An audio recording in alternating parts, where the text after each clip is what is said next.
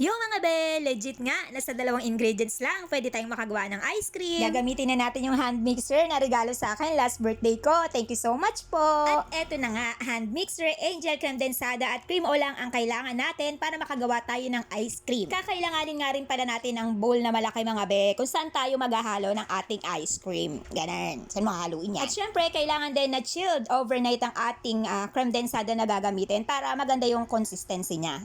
Nice consistency.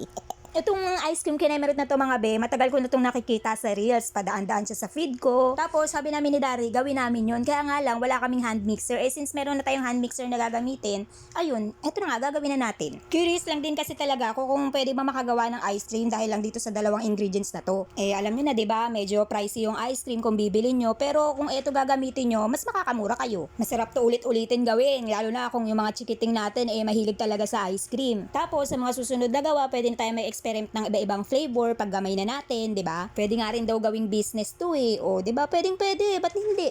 Why not? At andito na nga tayo sa exciting part ng paggawa natin ng ice cream mga be. Kailangan na natin siyang haluin ng hand mixer. Kailangan natin niyang haluin hanggang sa mga wit ang ating kilikili. Hanggang hindi tinutubuan ng pigsa, wag tayong titigil.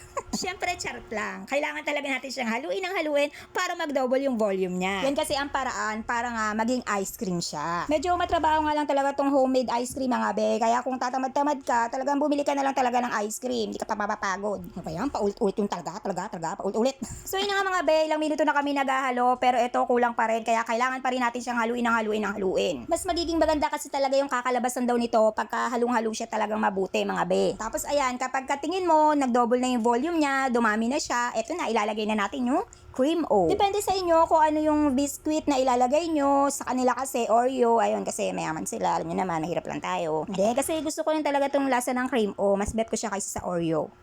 So, ito ilalagay natin. Sa totoo lang mga be, na-excite ako sa kalalabasan ng ice cream na to. Excited na excited akong matikman. Pero alam nyo, mas excited yung mag-ama ko.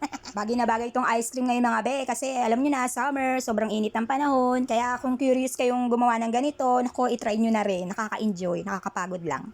Kakangawit sa kilikili. For the last time nga, pagkatapos natin ilagay ang cream ay hahaluin pa natin siya ng hand mixer ng isang beses. Bago natin siya syempre ilagay sa ating freezer. At para mas maging makatotohanan ng paggawa natin ng ice cream, ay ilalagay natin siya sa ice cream container. O, diba? Talagang magagamit nyo pa pag meron kayong mga ice cream container na ganito, kaya wag nyo itatapon. Dami kayang gamit niyan, no? Pwede nyo ilagay ng mga ulam, mga frozen, mga ganun. Tapos, silera nyo sa freezer para pag may nagbukas sa ibang tao, akalain nila marami kayong ice cream.